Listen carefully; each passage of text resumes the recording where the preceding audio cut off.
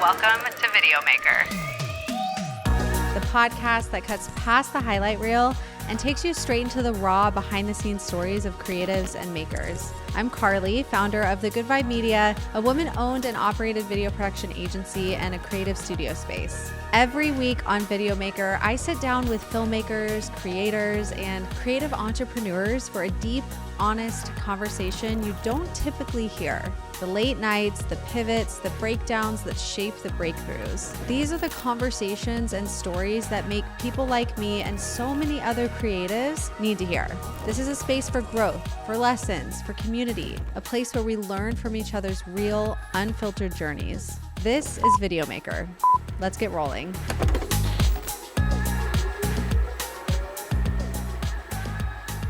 Welcome back to another episode of Video Maker. I'm your host, Carly, and today we have a special guest, Grant. I'm so excited to dive into this conversation. So grateful to have you on the podcast. Thanks for having me. And before we get into it, I'm going to read your bio so I don't butcher anything here. Do it. And then we'll dive into the conversation.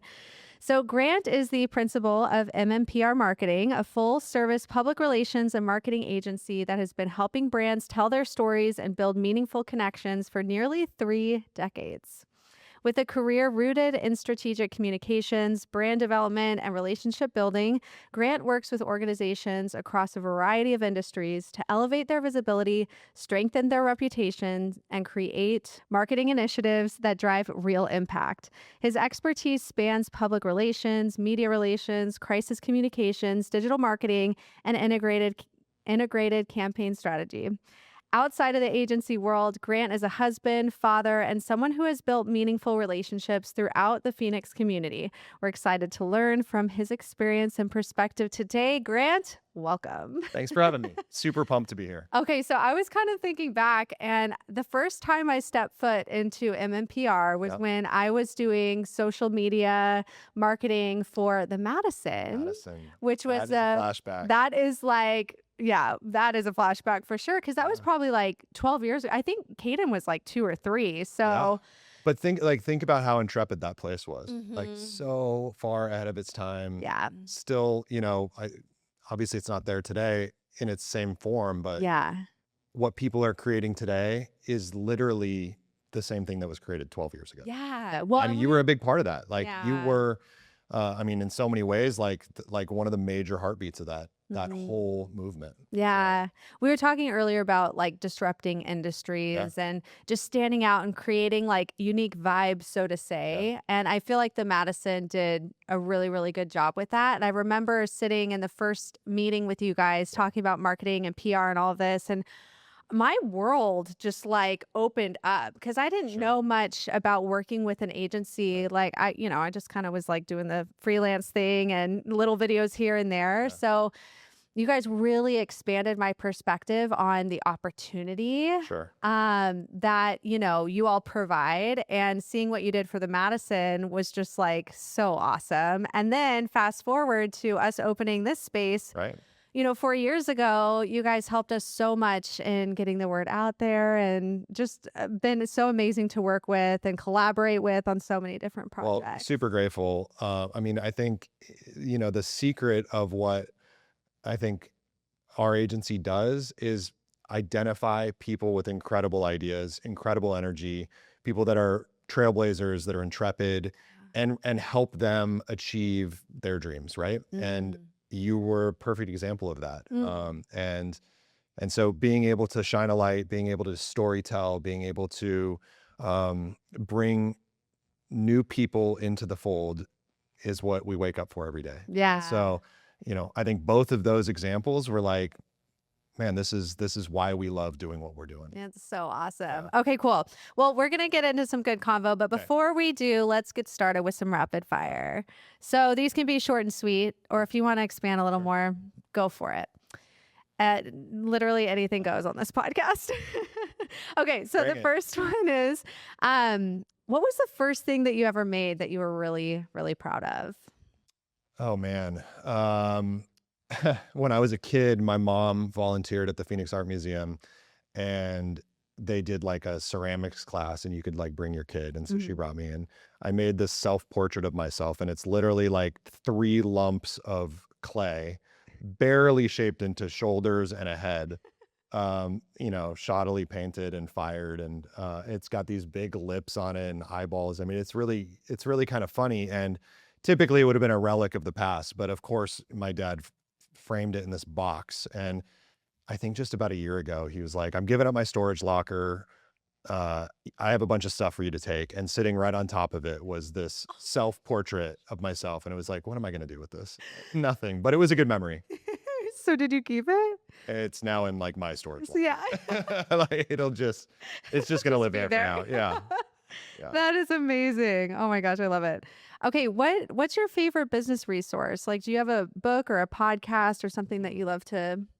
Honestly, I mean, I'm in a group called EO Mhm. Arizona, and it's a group of about 200 entrepreneurs that come together and are broken into forums of smaller groups of under 10 people.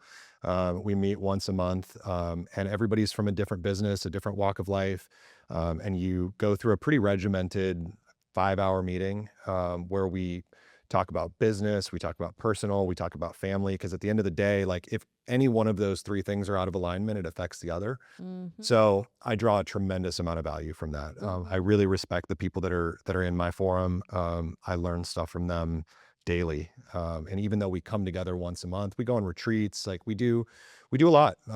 And they're a tremendous source of strength. And they can really help. I think when you're an entrepreneur and when you're a business owner, like you are a little bit on an island, and it can be isolating. Yeah, And so to have that community, tremendous. for sure. Yeah. When did you join EO?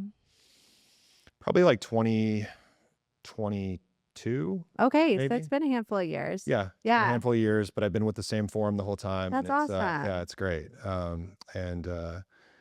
Yeah, I mean, I think that, I just think that getting outside of your bubble 100%. is so important, right? Like Yeah.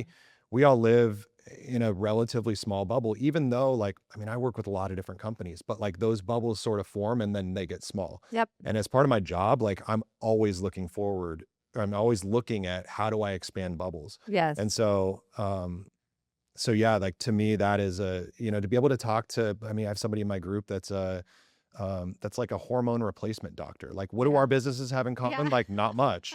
But like the way that you think through challenges and the way that Yes. you think through navigating, tricky situations, or how do you plan for success? How do you set goals? Who do you listen to for inspiration? Like I get a lot of that from people that aren't just in the same Yeah. sphere. Like I can go to my sphere and it's like, oh, like what podcast do you listen to? And like 7 out of 10 of the people will be like, oh, I listen to the All In podcast, or I listen to, whatever it is. And it's like, okay, we all hear the same thing. Yeah.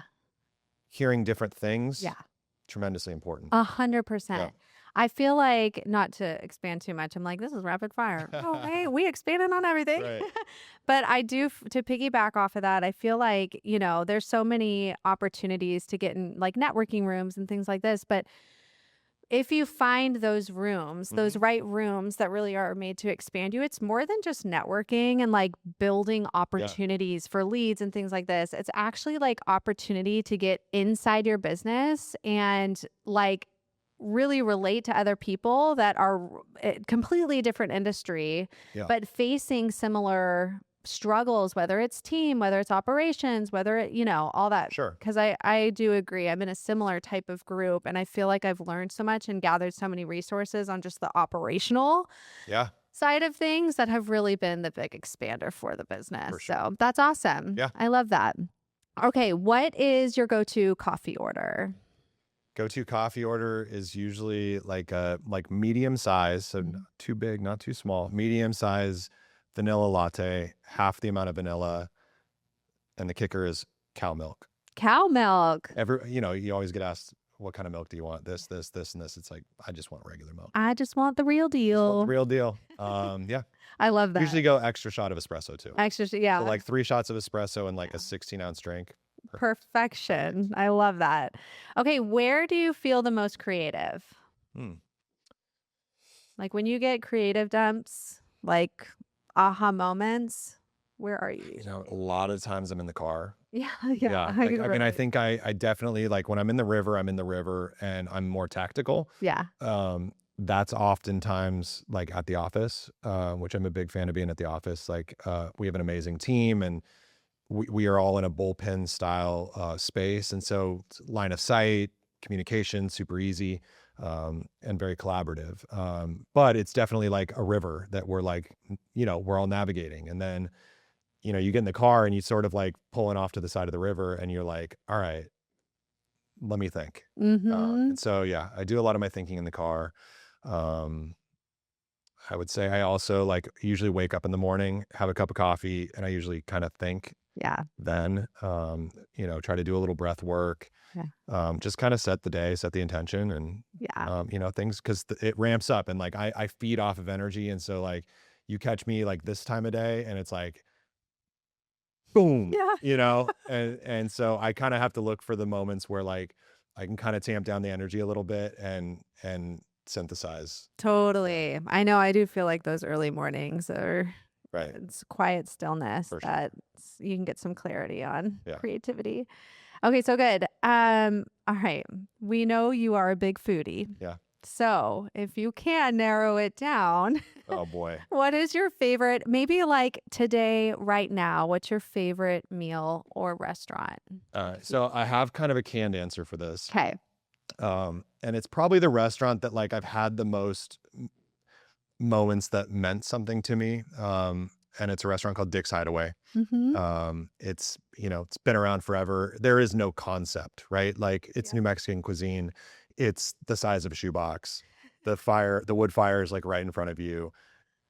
It's, it's not dirty, but it's like not the cleanest place, Yeah. but like, it's just perfect. And the employees there, like you sort of like, do you even like me or do you Yeah. even care that I'm here? And like, you can't quite get a read on that. And like, there's something special to that, right? Like, it's like, am I here trying to like impress the employee? Yeah. It's like, But it's food never consistent. misses. Yeah. It's just great. So like when my kids were younger, if we would get a babysitter for like we'd get like an hour and a half reprieve and we would like run over to Dick's Hideaway. So Aw. that place kind of means a lot. And I I think love it stands up, right? Like I think you can tell anybody from out of town, go to Dick's Hideaway and they'll be like, I haven't had food like that before. Yeah. But certainly, I mean, I got a lot of Yeah. favorite spots. You do. So, I mean, if there's ever a recommendation I need, I'm calling Grant because he knows it all. yeah. So when people ask me all the time, it always like my answer is always like, I need more information, Mm-hmm. right? Where are you staying? Mm-hmm. What are you trying to do? Who are you eating with? Like, Right. once you understand those types of things, like I can usually make a pretty good Yeah, recommendation. for sure. Yeah. Spot on. Okay. What is a trend in marketing or PR that you're really excited about right now? Yeah, I think I certainly think I think AI is the answer for literally every industry right now, which is almost a little, it's a little overused. But I mean, I think the reality is more and more people are using it to solve problems, to get answers to the questions, to navigate life. And so I'm really excited about, ultimately influencing how those results are being generated. Yeah. And I think now more than ever, like specifically like the discipline of earned media and public relations is more important than ever in terms of influencing those systems. Yep. So super excited about that. I mean, I think I've always been a storyteller. I think I've always, it's never just been about the connection for me. It's always been about like, before we make the connection, how are we presenting ourselves? Mm-hmm. And so I think today, also now more than ever, like the storytelling piece is super relevant and there's so many opportunities of places to take that story. Yeah. Whether it's, whether it's on the earned media side, whether it's on the social media side, whether it's in branding, whether it's in, your kind of controlled marketing assets. Mhm. And so as an agency, like that's really what we do. We look to affect. We're not going to just go out and get you a bunch of press. Like Right. we have some clients that like, that's what they want. That's Yeah. what we do. But it's really like, hold on, before we do that, like, how are you presenting yourself? Let's let's put our best foot forward here Mhm. before we go tell your story to make Right. it that much more impactful. Right. Totally. And then let's carry it through. Let's not Sure. just say it once. Mm-hmm. Let's say it again and again and again. And let's say it in 10 new places this month and 10 new places next month Yes. and keep rolling. Yes, for sure. No, I love that. You guys are so good at that. I know firsthand. Thank you. Okay, who's someone that you would drop everything to collaborate with and why? Oh, man. So like a dream collaboration. Dream collaboration. This is a tough one. I would probably, We can skip it or come back if you want. come back. Yeah. Okay. Sorry. No, it's good. This is a good one. What is one thing about your creative process or process and how, your operations are that people might be surprised to know? I mean, I think I move pretty fast. Like an idea will come and I'll act on it really quick. Yeah. So I wouldn't say that like there is time for strategy planning, Yeah. building. But I often think like taking a great idea and setting a piece of it in motion quickly Mhm. is sort of, I mean, it's something that I do. I think it's something that anybody can reap a lot of value from. For sure. Oftentimes, like that first step is what holds you back. Yep. And if you take the first step, if you jump in the water, there's sort of no going back. Now you have to build the plan. Now you have to, do those next steps. And so it's like, just get up and go. Yep, for sure. I think that's super important. And I think you embody that Oh in many ways. Gosh, Grant, thank do. you. Thanks. That means a lot. For sure. Okay, let's rewind the tapes. Okay. What were you doing before MMPR? Tell me Yeah. kind of what led up to. Sure. Yeah. So, I mean, it goes, I guess, pretty far back. I went to college in New York City. I went to school called Fordham University up in the Bronx. Loved it. It was amazing. I was there kind of a unique period of time. I got there and 6 weeks later, September 11th happened. Oh my And then gosh. 2 months later, the Diamondbacks won the World Series against the Yankees. I was literally the only Diamondbacks fan in the state of New York. So that was really crazy. But to the point on September 11th, I mean, I think the city reset at that moment, right? And anybody that was a New Yorker before that moment, anybody that was there on that moment became the next generation of New Yorker going forward. And so I showed up to New York and was sort of like, okay, how do I assimilate into the what I think is the most amazing city in the world? And September 11th happened, and all of a sudden we were all part of the same thing. And it was like a new page, and it was tremendously painful. And, I had friends that lost parents, and it was, there was definitely like a significant emotion to it, but it was also like a new page for New York. And you saw the most incredible, I think, true patriotism, true community, true like loving of one's neighbor, and especially in that city environment. And that was magical. So was there while I was in New York. My whole path was that I was going to go into the record industry. And so I got what was like really my dream internship with a record label called Sony Urban, which was a combination of Epic Records and Columbia Records. And Sony Urban was specifically like the hip hop and R&B artists from each of those labels put into a new imprint called Sony Urban. So we had people like Nas, Beyonce, John Legend. I mean, there was like B2K, Exhibit. I'm trying to think of who else. Lauryn Hill. It was a really, really good label. And so while I was in college, I got my dream internship. I worked for a lady named Amanda Rosamilia, who was in the A&R department for Sony Urban. So in A&R, you're responsible for finding new talent and then bringing creative elements together to create a marketable and commercially successful album. And so the best part about A&R is that you're in the room, right? So you're at the very forefront of the creative process. You are picking producers, and you are picking engineers, and you're picking which studios you're going to go to, and you're you're getting to like really mix and match. It's a very artistic process. Yeah. And the best A&Rs see talent over here and they see talent over there, and they know to pull those people together in the same room. Okay. And so Cool. back then it was great because it was really like when I think hip hop production was going through its kind of golden age. I mean, you Yeah. had like the Neptunes, and you had Timbaland, and you had the beginnings of Kanye West, and obviously Dr. Dre, Yeah. and so there was a lot of like following the producers that were like really burning up, Mhm. and then pairing them with the right artist, a new artist, and oftentimes like the production in many ways is what was driving Yeah. the success of those albums. Like you think back to like Jay-Z and Blueprint and Nas and Illmatic. Those albums were like kind of seminal when I was there. And you had you look at the maybe not so much Nas, like he was a little bit more kind of specific on his production, but Jay-Z was working with Just Blaze and Timbaland, and like they were really, the production was defining the song. And so right there, I don't know, I guess I just saw that the artist is creative, the end result is creative, but there's a lot of opportunity to kind of move things around and make your mark. And I remember kind of one of the cooler moments was we were working with Juvenile at the time, and he had just put out a new album, and we were going through the single selection process. So like the label really decides what the single's going to be, what the second single's going to be. Yeah.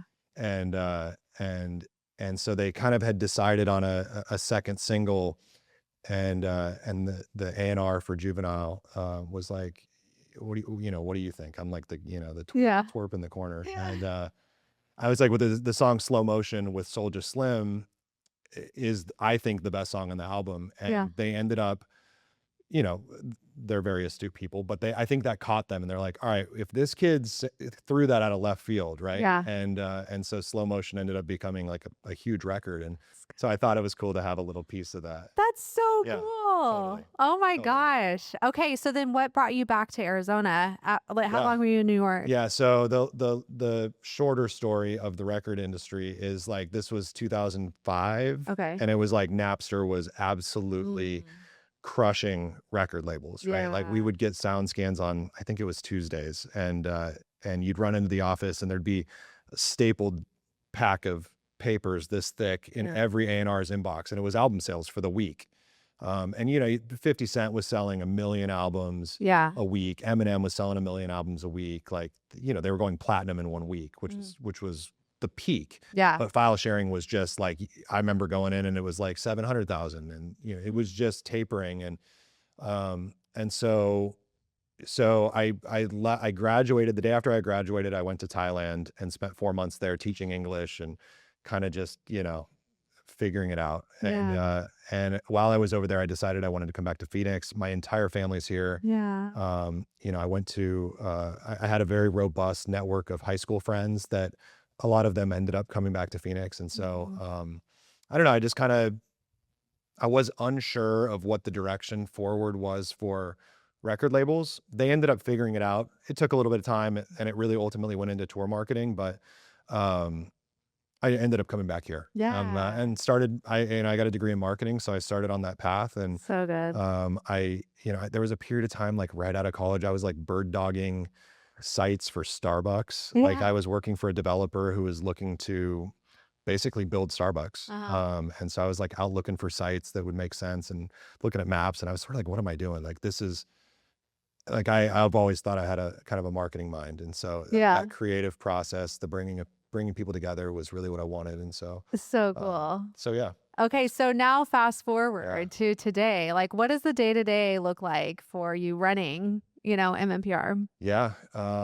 I mean, it's like spinning a lot of plates. Yeah. It is, we may, whether we have a social media shoot, or whether we have a TV segment, or whether we're running, interviews with traditional media, or whether we're designing, a new brand and bringing that to life. And then even like, more stuff that's not as interesting. It's like, have we updated the Google business profile? Yeah. Like, right? Like we control a lot of different pieces Yeah. to help tell the story. And so, yeah, it's super fast paced.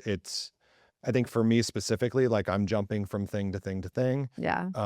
And that feeds me Yeah. for sure. I think sometimes though, I have like a very, very well equipped and amazing team.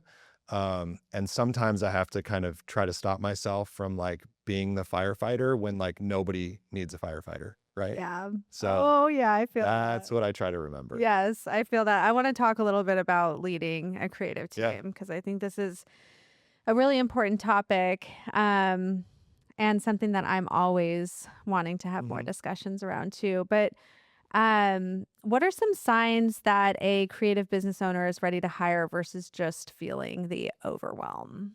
What would you say some signs are for like building a team? Like when do you know that you're ready for a new hire?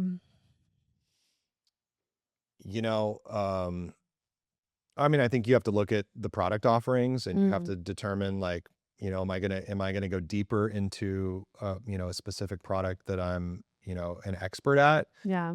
Or am I going to kind of expand the product offerings? Am I going to go into new territory? Yeah.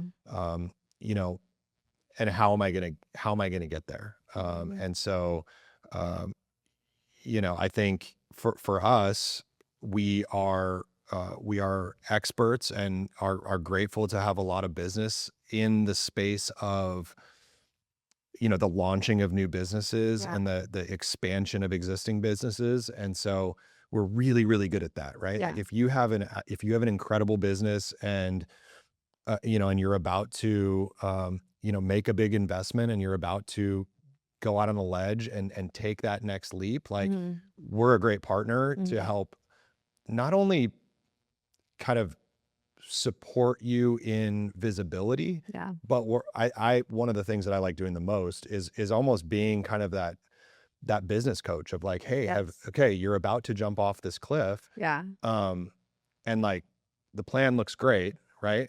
But like, have you thought about this, this, and this? What if we pause for a second and add this, this, and this?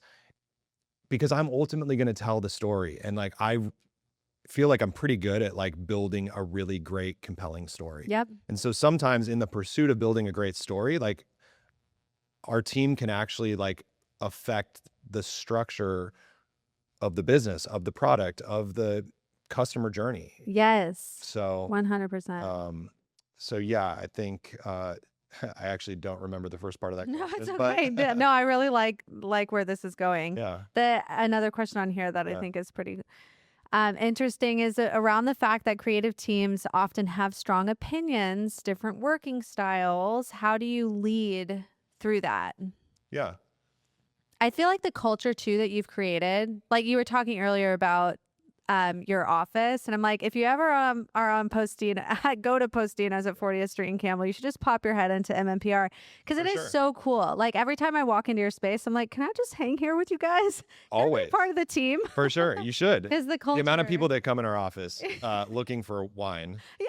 Is significant. It was like we should start offering it. Yeah, but going back to the question on like creative teams, a lot have different working styles, different opinions. So how have you led through all I think that I can think through something I was thinking about this morning is that I think there's a lot, like I have a specific way that I think about things. Yeah.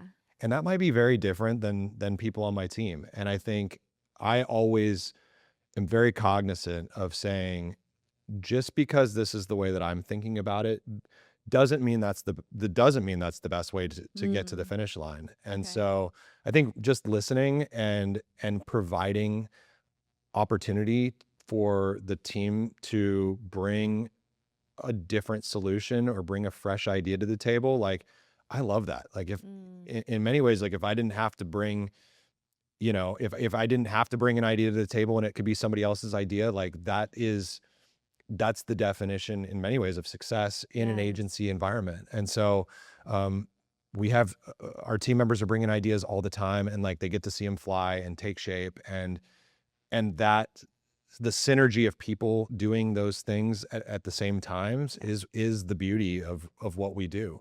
Yeah.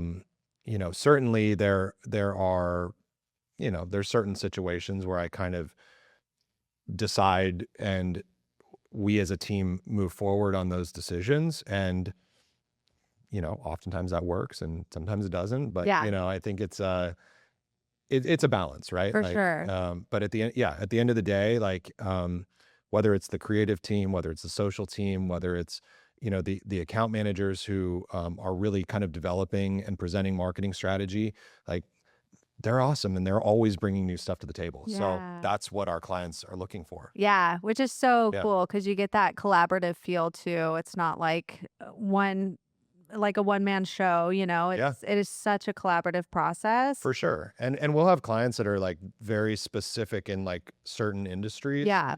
And like we have team members that are like happen to be very much part of that, Yeah. that ecosystem. And so Totally. they have a much better pulse on what plays Yeah. in that arena than maybe I do. Yeah. My My gosh. So yeah. I love that. Okay, how do you prevent burnout in an industry that's often fueled by tight deadlines and high expectations? Sure. I mean, I don't know, tight deadlines and high expectations, like that's kind of what I love about what I do, Yeah, right? you Like it's like, thrive. make it happen. Let's Yeah. go. Let's go. And so I don't see those as negatives. Yes.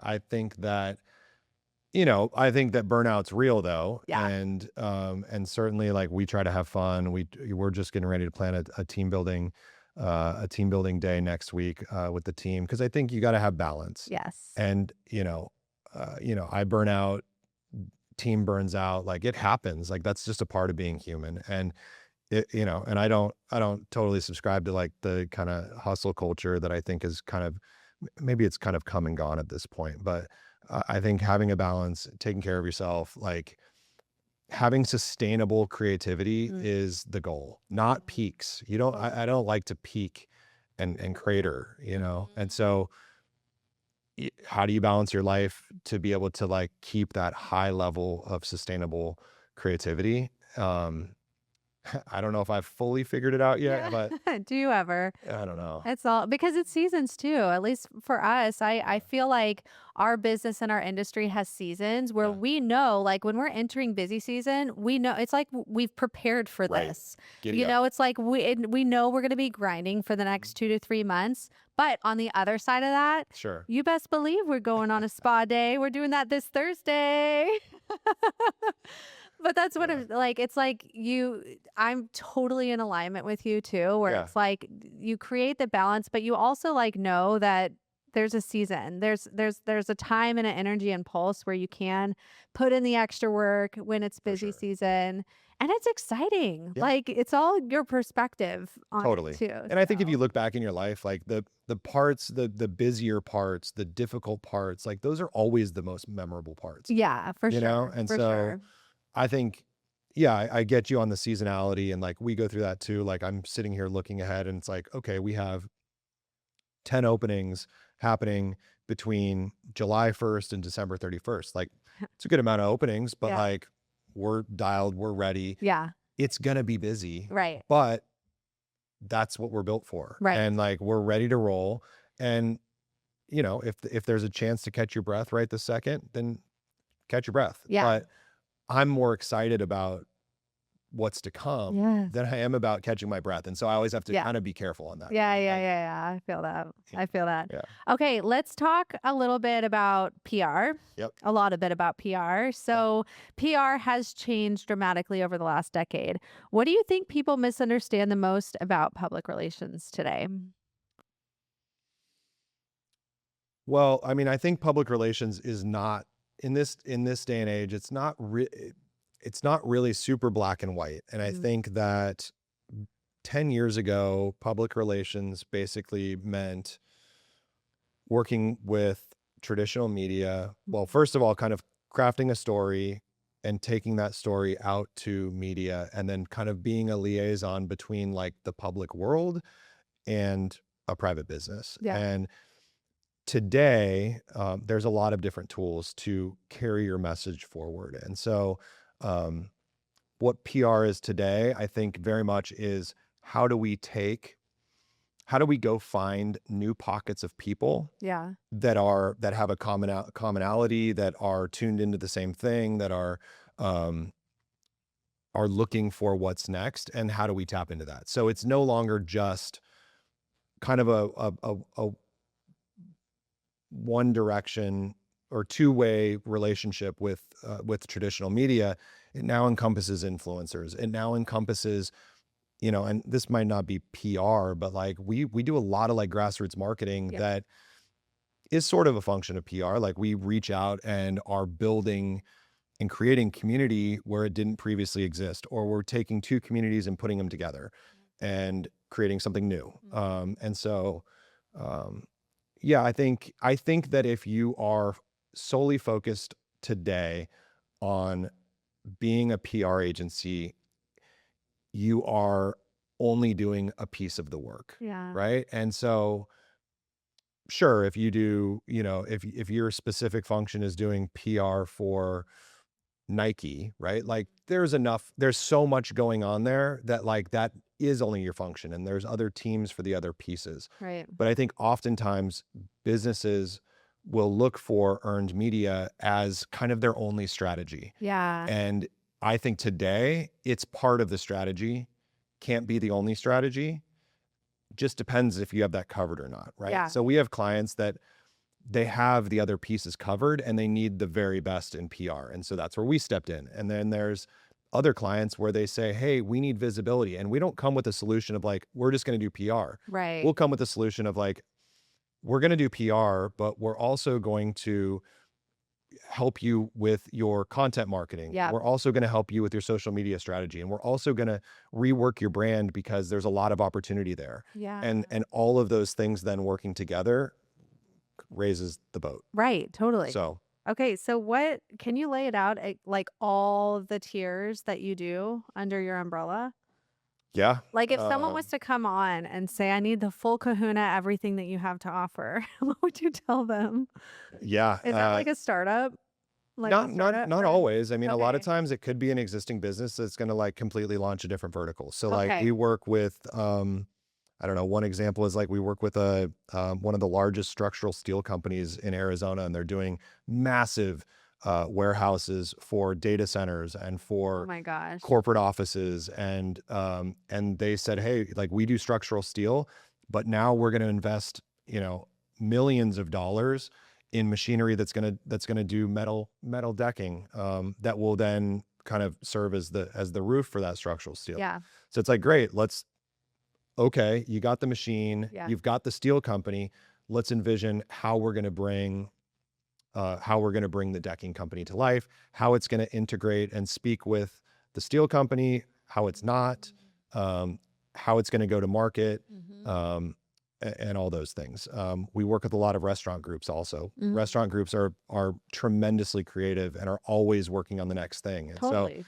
new concept, new location, super creative because you get to go find and interact with a completely new set of people Yeah. and figure out kind of how to make friends in a Totally. totally new space. New concept, ground up, like totally you're having to draw people into a totally new concept. And Yeah. so super exciting there. So there's always a lot going on, but from soup to nuts, I mean, you might come to us, we would start building your brand. I mean, from a simple perspective, it's like, do you have a logo? Yeah. Do you have a color palette? Do you have fonts? Yeah. Do you have brand language that can serve as sort of your foundation as you cascade that brand across so many different mediums? Yeah. If you can have a logo and you can have a brand, but if the brand on your website says something different than your brand on, your Google business account, that says something different on your social posts, that says something different on the, what a journalist is writing about, like Yeah.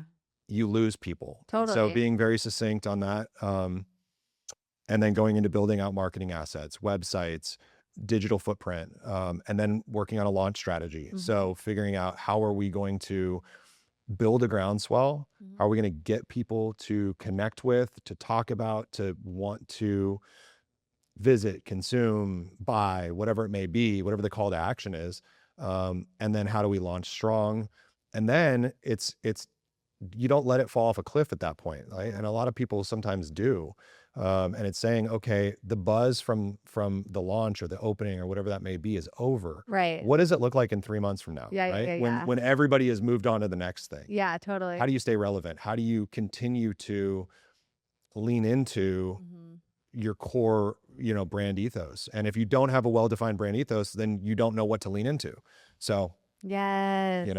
Oh my gosh, yes. So freaking valuable. I have a couple more questions around like the PR topic. Sure. What makes a story newsworthy enough to capture media attention? Like, have you had clients or brands or businesses come to you before where you're like, Sure.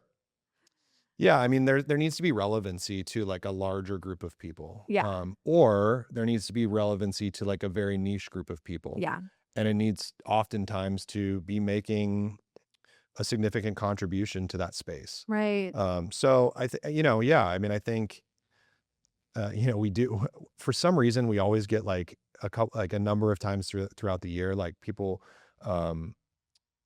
like want us to do PR for their book. Yeah. Like, I don't do book PR, right? Yeah. Like that, you should go hire a specialist. Yeah. Right. But yeah, you got to, I mean, I'm always evaluating. It's like, okay, what kind of like, what's in your soul? Right. What is the energy? What is the intention behind what you're doing? Yes. How does what you're doing fit into the broader landscape? Yeah. Does it fit in, or is it like going to change the landscape? Yeah. Both of those are good. Yeah. Right. And then, yeah, I mean, I think that ultimately like helps define whether or not like PR is a function for your business. If you make, pipe fittings, you don't need a publicist. Yeah. Right. Like, unless you want to go talk to, Pipe Fitters Weekly or whatever. But Totally. yeah, so Yeah. yeah, I mean, there's definitely like, I mean, clients interview us and we interview clients. Yeah. Right? Like, it For matters. Sure. For sure. Okay, last one around PR. What are brands doing that instantly turns journalists off?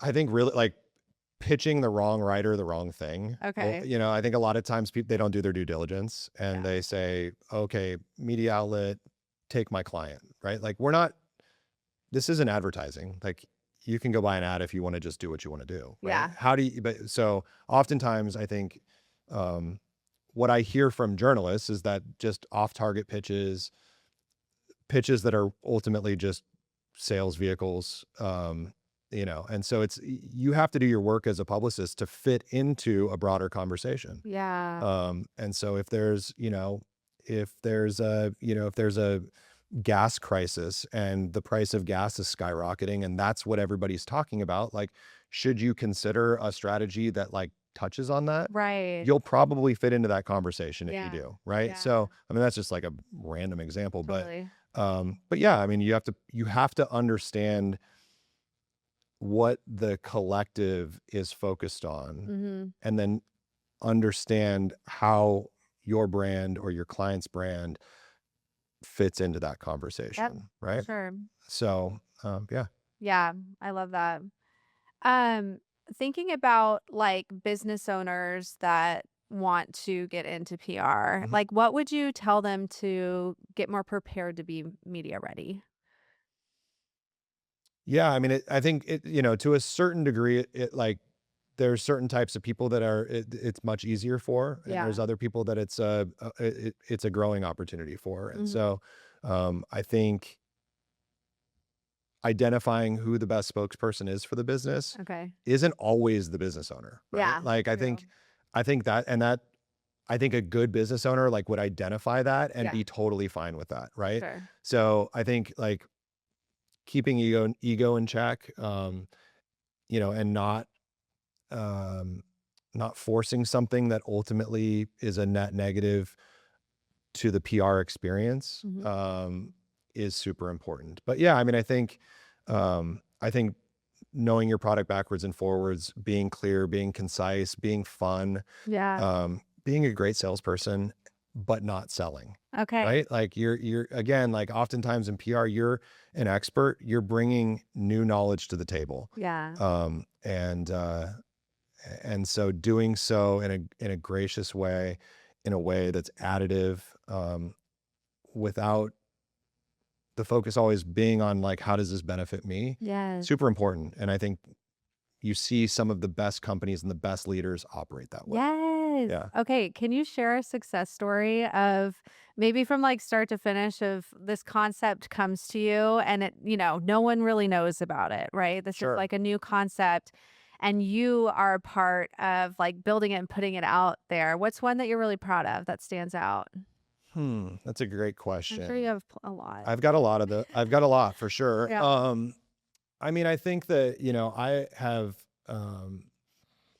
one of the dearest people and, one of the absolute best clients that I've ever had, is a company called Upward Projects. Yeah. And, they're I think hands down one of Arizona's best restaurant groups, who now are really carrying the torch, forward in bringing the Postino brand across the country. They're over 35 locations now, and, have kind of moved across the southern, United States, about to open, a new location, in the Midwest this year, which will kind of unlock that territory for the first time.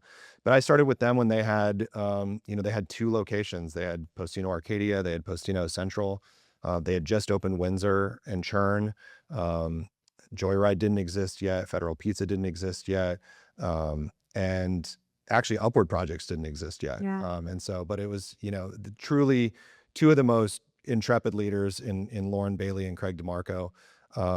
They believed in me when I was young, and they believed in our agency, and we have had the pleasure of really helping them scale their business. So, in collaboration with them, I mean, we helped kind of bring Upward Projects into existence, and then to carry that, outside the walls, and help them establish, a voice and a presence, in the restaurant scene in Arizona, and now in the restaurant scene on the national level. I think it's been a long time. I mean, they're at, I think collectively at 40 locations, that, they've started to kind of expand, Federal Pizza. They opened a second location of that. So tremendously dynamic leaders, tremendously dynamic company. I feel like I do feel like I got to contribute in my own way. Yeah. And, and so that is certainly a highlight, So epic. because we've had so much time. We've been able to put, a lot of hard work into it, and to see where it's at today, it's not just my work. That's their leadership. That's Yeah. their drive. That's their thing. And so it's always, we're part of it. It's never, it's like we are sometimes stewards of brands, Yeah. and we help them get to where they're going, Totally.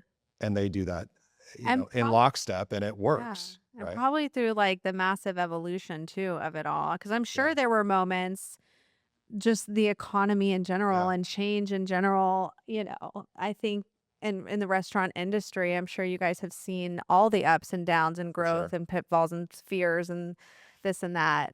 Cause your Definitely. role is part of supporting Right. all of that. For sure. For sure. And, yeah. And I think another piece too, that I think I definitely like pride myself on, is that in any like, robust dining scene, you're going to have a mix of like local independent restaurateurs. You're going to have a mix of like really high performing out of state operators that are coming in. And, I think in any market there's room for both. And so we have long supported local independent restaurateurs. I mean, I kind of, I guess early in my career, got to work, with a guy named Colin Campbell, who had a restaurant called Crudo that was just incredible. Like I worked with Ross Simon from Bitter and Twisted when he first started that. And then we also though get to help high performing, super additive concepts from out of state come into this market. So Yeah. brands like Uchi, Yeah. brands like Shake Shack, Yeah. brands like Snooze, to be able to take that and help localize them, Yep. help, create new job opportunities, create new growth opportunities in our market, while also building bridges that help them become part of our local cultural fabric, I think is another thing that I love to do. So epic. So like right now every summer we launch a summer chef series with Uchi. And so Oh, cool. this summer we put together some collabs with Latha, amazing local African restaurant, Pala, Chula Seafood, and Indie Bar. So to be able to take a Japanese, really ultimately like a pretty high-end Japanese restaurant that does sushi, nigiris, really, really incredible Japanese food, and do a 10-course dinner that's paired with a chef that is a James Beard nominated Indian chef, right? That does Indian cuisine. Yes. To somebody that does African cuisine. Like that's I don't know, creating something that didn't previously exist. So that's really, really cool. That is so awesome. I want to expand more on like your relationships and building relationships that last, because you are such a master at that. I swear, Grant, every opening thing or event or what that I go to, I'm like, oh, there's Grant. Hey, Grant. Hey, Grant. You like know literally everybody. Well, in you're the there too, valley. so you too. I know. I mean, relationships are everything, right? Like this is Yeah. a small town at the end of the day. And you for relationships, I think they've got to be more than just transactional, right? Like, sure, we have a business, right? And our clients have businesses, and there's a transactional nature to what we do and the services that we provide. But typically, like, at least for me, like if I don't believe in the business, if I don't genuinely get excited about the business, oftentimes like I won't do that work. Yeah. Because at the end of the day, like I'm not going to be able to produce my best work if I'm not like super pumped about either the business or the leader or the person behind it, right? And so like I had mentioned a structural steel company earlier, and like I know how to do marketing. Like I don't know anything about steel. I know a lot about steel now. Yeah. But like on paper, it's like that sounds like very difficult and not creative. But I believed in the founder of the company, and I mean, dynamic leader, tremendous visionary, somebody who had built this big company super fast and like wasn't even started, right? Like the ceiling for the company is massive. And so I believed in the person, I believed in the vision and the opportunity that company had, and I wanted to be part of that. Yeah. So and we've produced incredible work ever since. Well, and so you that's produced the magic. Yeah, and you produce that incredible work because of your belief in it. 100%. Like that translates so Sure, clearly, sure. in the work that you do. And obviously that pays off. Yeah, like I mean, we're not just adapting our product to like your business. Like, Right. it's not just transactional like that. Totally. So Okay, let's talk about visibility. mhm. Do you think businesses today are too focused on going viral? I mean, no doubt. Mhm. I mean, no doubt that speaking of burnout earlier, there's going to come a point where, everybody is just in this massive race to post, Yeah. to comment, to just keep feeding the machine. Totally. And if you look at some of the very best brands out there, like the brands that you love, they're not always doing that. No. And sure, you could say, okay, well, they don't have to do that because they've already reached a certain level. But I think that being intentional, knowing who you are, and making sure that what you're putting out there is additive and not just waving your hands saying I'm still here. Yeah. Is really important, because I think we're getting flooded, and it takes the human mind to have to sift through all of that. Now you add in the AI layer, and you're like, what are we looking at here? Yeah. And so it gets tough, and I think it can probably wear a lot of people down. And so, yeah, I mean, I think the virality, I mean, I think there's a lot of people out there that like try, they set their business or their strategy up specifically to go viral. I understand why. Like there's tremendous financial benefit if it hits. Right. But there's also the loss of like digging in and running a hard business, or running a business by doing all the hard things, right? Like you can put all your eggs in the social media basket. Okay. But there's also a lot of other things that you can do to like actually build relationships and actually build connections Right. IRL, right? Mhm. That long term can be much more meaningful than what sometimes can be fleeting relationships because there's no real investment. Yeah. If that relationship formed in a really easy way, oftentimes it can also kind of break apart in a really easy way. Right. So, Right. 100%. yeah. How do you define success when it comes to brand awareness?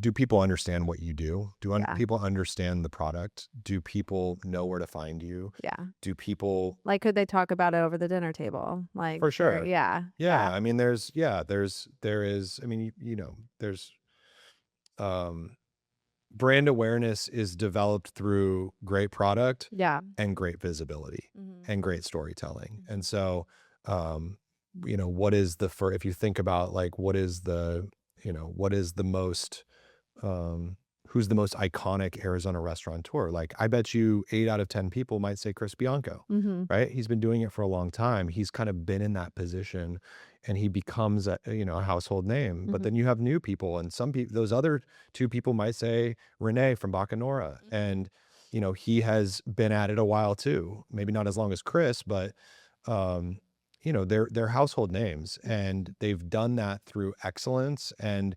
repeated visibility over Yeah. the years. I mean, both of those guys, I would say, have had the best PR and publicity. And I don't know if either of those guys have a publicist, Yeah. right? Like they've just got it. They've just got that kind of je ne sais quoi that draws people in. Mhm. And so, they're the outliers, but, Yes. you know, Well, and this leads me to this next question, which is how do you help clients determine what kind of visibility they actually need? I mean, you look at where are their customers, who are their Yeah. customers, and figuring out how you can reach them, Yeah. right? Like if you're a members only fitness club, right? Like the general population is not necessarily your target market, right? Mhm.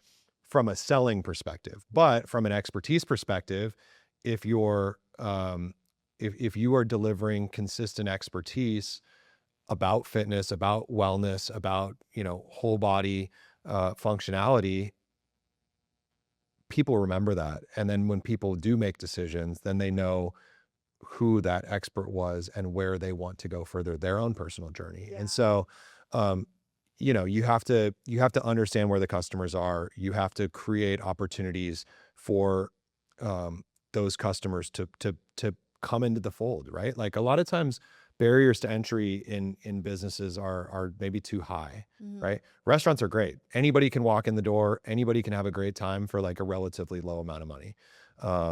And that transaction can be the start of like a really long-term relationship with Yeah. that restaurant. Yes. Other businesses, like, the entry point is much, much higher. When that's the case, like you're talking to a much, much smaller group of people typically. Mhm. Okay, I'm going to ask a question for the filmmakers and the creatives that are listening. Mhm. We are a video production company that has had the amazing fortune of being able to work with so many incredible brands Sure. that are your clients. So what advice would you give to videographers and content creators that are trying to get their work in front of some of these bigger brands and names? What advice? That's a good question. I mean, the old school answer to that would be like, just offer to do the work, right? Mhm. Just do it. Just Yeah. jump in and do it and deliver something and see what happens, right? I definitely realize that in today's day and age, like the economics of life, you can't work for free, but like I've done free work when I was younger. Yeah. I've done that stuff. And so I think, I think that needs to be part of your approach as you Yeah. start to grow and build a business, right? Mhm. Because a lot of times the barrier for me is committing hard dollars of my clients to something that is unproven. Totally. So it's got to be a little bit of a give and take. Like Yeah. if you're dealing with like, if you're dealing with good people, Yeah. like what you give, like you will get back. Mm-hmm. If the product's good. And Yep. so I think there's a lot. I mean, I'm on social all the time looking through whether it's people that are like super creative at scripting, or people that are just from a production standpoint have brought new ideas to the table. And I'm like, I would love to work with them, but I actually have no idea how to work with them. Mm-hmm. Call out of left field. Like I will call out of left field. Yeah. No problem. Yeah. But like, I think there's also a lot of people out there that have skills that need to deploy them. And it's like, call up, make your pitch, like do the work, and who knows? Yeah, for sure. Okay, a couple more questions here. How important do you feel personal branding is in today's market? Super important. Google your name, Yeah. right? What comes up? Mm-hmm. Google your name and see what comes up, and then start to assess, is that a representation of me? Yeah. How do you edit it if it's not? I'm not saying, It's what you can add, right? It's what Yeah. you can add to it. Sometimes you can't always get something pulled down, Yeah. but you can always add to it. So whether it's looking at developing like a personal branded website for yourself, Yeah. that is essentially like a glorified CV, Mm-hmm. looking at what photos, looking at your own website content, right? Like, do you have bio pages? Do you have updated headshots? Like, are you making the version of you that you want out there? Are you making it available? Yeah. Super important, especially in the AI age where it's really grabbing a lot of these schema marked up websites. Like if you organize the information in your website, that allows the AI systems to better synthesize that information and pick it up and display it. Yeah. Are you, do you want more visibility, but like you haven't touched your LinkedIn page for 10 years? Right. LinkedIn ranks very high. Yeah. So put a lot of effort in there. We do a ton of that in terms of managing LinkedIn accounts, not only for the companies, but for the founders. Okay. So super important. Cross-reference, like you do press, Yeah. right? Like Wall Street Journal interviews you about, whatever, dining trends, or interviews you about, the latest fitness craze. Like repost that on your own personal LinkedIn, build your brand, keep the conversation going. Yeah. And the algorithm will do its magic. Yep. Right. Yep. Totally. So, things like, social accounts are now cross-referenced in Google search results. So, Yeah. make sure that your bio is, how you're communicating in your bio is similar to how you're communicating on your company's website. Mm-hmm. That's where that kind of brand positioning early on really, really goes into the recipe to deliver results long-term that are representative of what you're trying to do. For sure. Absolutely. Okay. Before I ask this last question, I would love to hear what's like on the horizon. What are some projects coming up that you're excited for? Anything else that we should look out for? Always. I got a lot coming up. Super excited about, we're getting ready to embark on opening about 6 new Postino locations in different markets across the country. So that's super exciting. Those are really, really fun. We get to dig into those markets and unearth those connections, and we get to work with partners in those markets and build new relationships, and it's fantastic. We also have 2 new steakhouses coming very soon. We have Drake's Hollywood, which will be opening across the street from Uchi in Old Town Scottsdale. It's going to be super, super cool. That restaurant company is also going to be opening their other concept called Hudson House. They're going to do 2 locations of that. Actually, that news will go out tomorrow. Oh my God. I know. And let's see what else. We have a Boa Steakhouse that's coming to the waterfront. That's super exciting. They previously were in this market with their brand Sushi Roku at the W Scottsdale. Oh yeah. So Boa is going to be Boa is one of my absolute favorite concepts that they have, and so I think we're blessed to get one. So all that's great. I'm working on right now building out a food experience at the Bird's Nest for the 2027 Waste Management Open. Got to do the first iteration of that last year. We brought a Grand Central Market style food hall to the VIP area at the Bird's Nest. And we had Bacanora, we had Postino, we had Little Miss Barbecue, Il Bosco Pizza. And the Thunderbirds are incredible, and they built out these like really cool booths with neon lighting, Oh yeah. just like Grand Central Market in LA. Yeah. And it was a smash success. So we're working Dude, on the building. line for the pizza, The line for the pizza say, was I was crazy. like, oh my God. But it went so fast Yeah. too. Like Yeah. the pizza was definitely a hit. All of them were a They're hit. coming back this year. Yes, good. So yeah, working on that. I mean, I don't know. It Awesome. doesn't ever stop. It's always. No. I've got one of the Valley's probably premier chefs is doing his first new concept in 10 years. It'll open this fall. So we're on that side, really working at the ground level to start building all the pieces to that. And then eventually that won't be announced for several months, but yeah, it's never a dull moment No, in our world. not And at all. yeah, it's great. That's so exciting Yeah. though. Awesome. How can people stay in touch and follow you guys? Yeah, find us at mmprmarketing.com. We're on Instagram also. Yeah, we're here. We're at 40th Street in Campbell. Right next If you're ever at Postino, pop over, say what's up. I heard you on the VDEOMKR podcast. Yeah. Yeah, That's awesome. bring your glass of wine. We'll talk. I love it. Okay, I've got one last Yeah. question for you to leave it out. We like to Okay. ask all of our Okay. podcast guests this question, and this is really a letter to our future makers. So this is if a young entrepreneur, anyone in the creative, industry found this podcast 10 years from now, what's one piece of advice that you would want them to take from you? Kind of that evergreen piece of advice that you want them to hear from you. Go all in. I mean, that sounds simple, but I think too often there are different forces at play that prevent people from like really going all in and giving all of themselves to what they want. Yeah. I think that you got to have balance in your life, but to do something great, you have to get out of balance. And there is time to get back in balance. There is time, but sometimes you have to fight tooth and nail and give 110% of yourself to get what you want. And then that's the first step up the staircase. And then you'll do it again, and you'll do it again, and you'll do it again, and you'll look back and say, wow, what a fulfilled life this was. Yes. But you can't sometimes get up those steps if you don't go hard enough. Yeah. So Yeah. take care of yourself, be responsible, but push yourself really hard. Yeah. Because you'll see the reward on the other side. 100%. Yeah. Oh, this is so awesome. was great. Ed. Thank you so much. You're so glad to be here. You're a And rock star. you're an amazing combo. Thank you. Thank Thanks. you.